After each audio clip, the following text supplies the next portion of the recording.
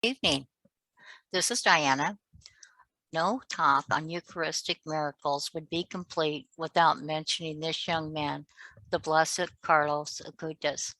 He's often depicted with the Eucharist and the Rosary. At age 7, he received his first Holy Communion. After that, he never missed attending daily Mass or praying the Rosary. He was passionate about Eucharistic devotion and totally convinced that by standing before the Eucharistic Christ, we become holy. Diagnosed at 15 with leukemia, he died within a week of that diagnosis. He had a reaction that only comes from someone mature in the faith. He said, "I offer all the suffering that I will have to suffer for the Lord, for the Pope," which was Pope Benedict XVI, "and the Church." Carlo didn't waste the time that he had here on earth. He devoted his time to using technology to transmit the gospel. It took about 2.5 years to research and put together the many Eucharistic miracles the Church approved around the world. His family worked by his side. So you can see that his work began well before the diagnosis of leukemia. It began at a young age with a life devoted to Christ. He started the project when he was 11 and finished it the year before he died.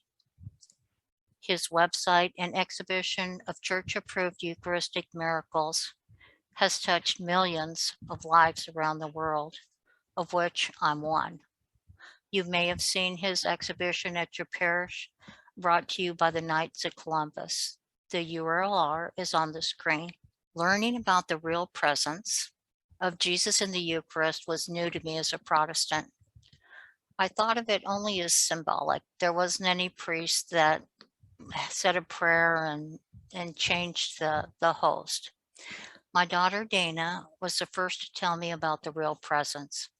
I was so intrigued, I decided to research it by going to the website she told me about, created by Carlos, the Blessed Carlo Acutis. They had so many credible, well-documented manifestations of the communion host changing into flesh and blood. It was easy for me to believe. Not long after that, I converted to Catholicism.